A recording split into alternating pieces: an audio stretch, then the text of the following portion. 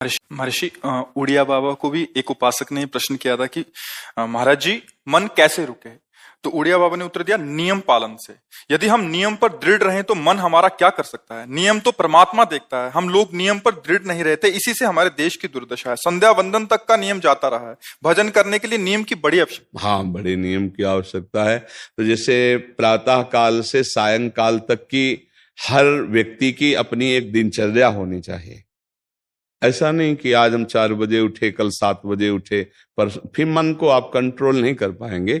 मन के लिए एक दिनचर्या होनी चाहिए कि हमको 10 बजे सोना है, 4 बजे उठ जाना है, तो फिर 4 से 4:15 नहीं होना चाहिए, 4 बजे उठ जाना, ऐसा नियम बना ले। और उठ करके हमको थोड़ी देर नाम जप करना है, थोड़ी देर हमें वाणी जी का गायन करना है, थोड़ी देर हमें ध्यान, एक अपनी दिनचर्या।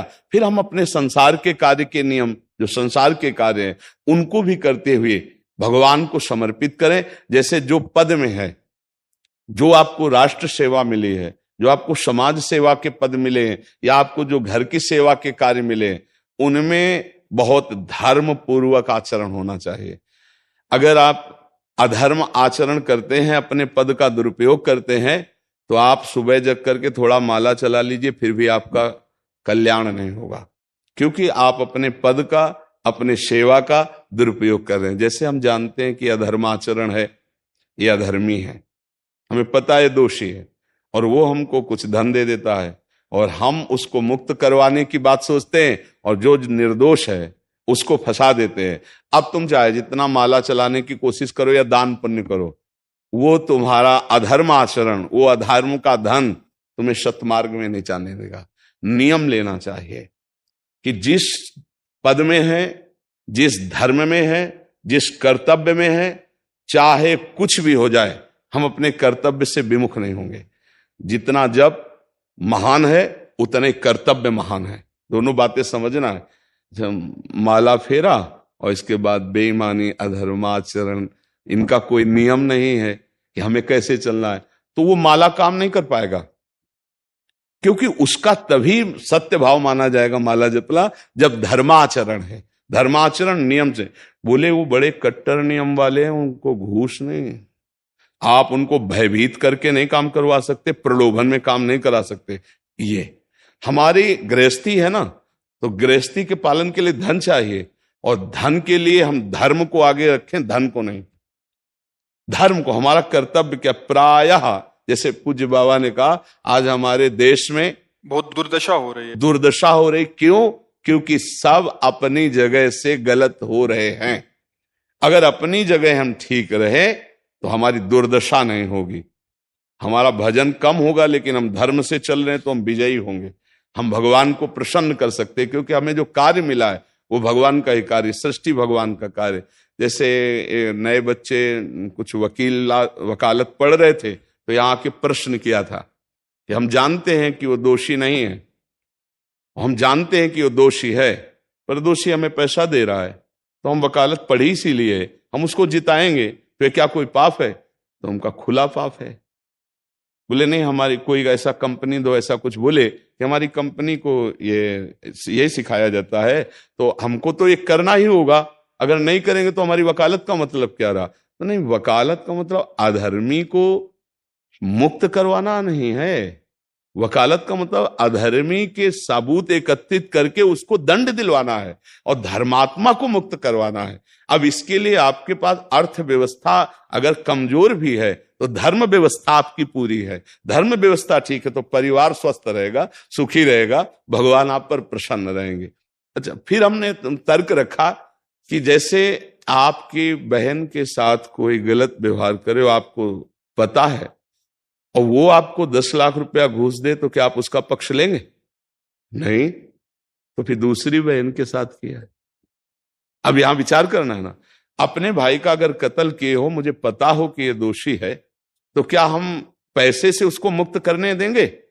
लगेगा कि जान की बाजी लगा देंगे, और तुम्हें हम ऐसे ही एक गरीब आदमी की किसी ने हत्या की है, तो आपका पक्ष बनता है। पर यह ज्ञान कहां मिलेगा? बिना अध्यात्म के ज्ञान तो मिलेगा नहीं।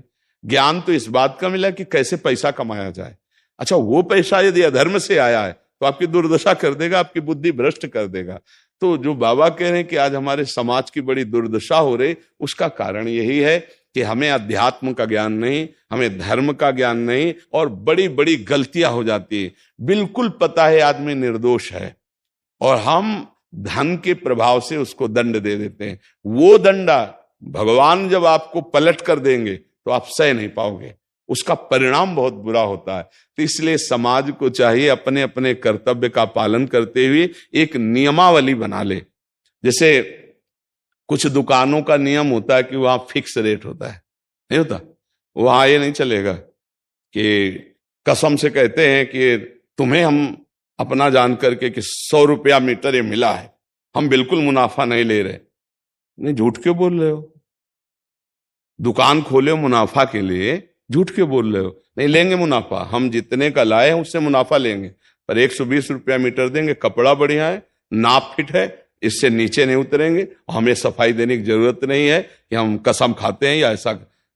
हम जानते हो ये बिजली है, दुकान है, नौकर लगे हैं, तो इसका मुनाफा लेने के लिए दुकान खोलें, कोई दान करने के लिए तो नहीं। तो सबको पता है मुनाफा लेगा, लेकिन एक फिक्स दाम, उसे 10-20 रुपया का मुनाफा लेकर के हम उसको बेच रहे हैं। लेकिन झूठ क्यों बोले? झूठ के बिना धंधा नहीं चलता? नहीं, ऐसा नहीं है। अब असत्य बोलोगे तो उससे जो आपको मुनाफा मिलेगा वो आपकी बुद्धि भ्रष्ट करेगा, और सत्य है कि मुनाफा के लिए है वही चीज, और आप एक फिक्स रेट में दे रहे, बढ़िया है। अब अगर आप कोई मिलावट करके भोजन सामग्री दे रहे, आपको पता है, तो जो खाने वाले के हृदय में बैठे हुए भगवान है वो तुम्हारे जीवन में मिलावट कर देंगे, तुम्हारा जीवन महान दुखमय हो जाएगा। ये कहां समझा जाता है? एक आदमी सिंथेटिक दूध बना रहा है, उससे कहो ये अपने बच्चे को पिला, नहीं पिलाएगा। फिर ये दूसरे का बच्चा जब पिएगा तो उसकी हालत क्या होगी? दूसरे शरीर में जाएगा तो हालत क्या होगी? वो केवल धन की बुद्धि रख रहा है।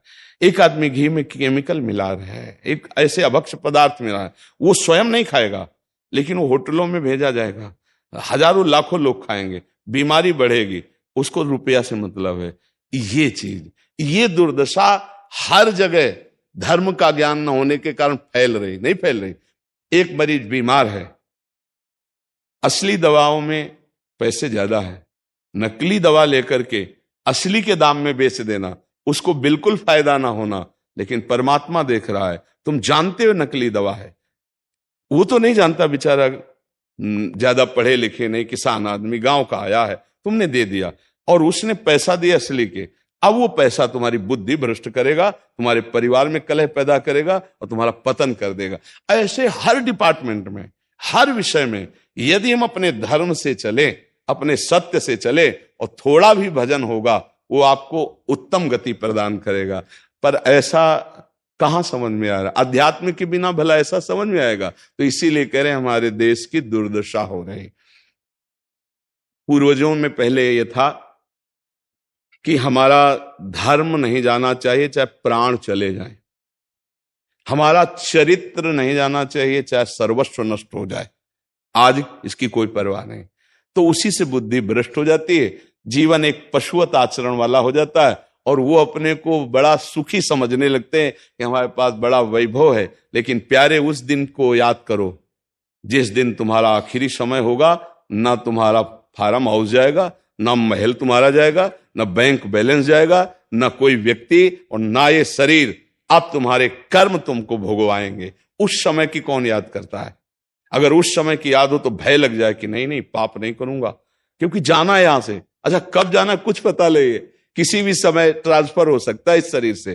तो हमें लगता है कि महापुरुषों के जो वचन है कि हमें एक नियम से जीवन जीना चाहिए, धर्म पूर्वक जीवन जीना चाहिए, अपने कर्तव्य का पालन करना चाहिए। जो हमारे लिए कर्तव्य, आज प्रायः धन प्रधान बुद्धि होने के कारण कर्तव्य स्वाहा हो रहा है।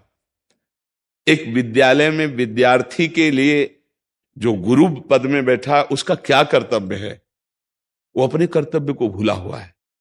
भला छोटे छोटे विद्यार्थियों को, जिनकी नींव पूरे राष्ट्र सेवा में, समाज सेवा में ये बन सकते हैं, अगर उनको हम सही शिक्षा नहीं दी तो उनका पूरा जीवन बर्बाद हो जाएगा। अगर उनको हम गलत सपोर्ट कर दिए तो उनका पूरा जीवन बर्बाद, क्योंकि नया जीवन है। और जगह जगह अपने अपने कर्तव्यों का यदि पालन किया जाए तो पूरा समाज सुखी हो जाए। लेकिन कर्तव्यहीनता आ रही,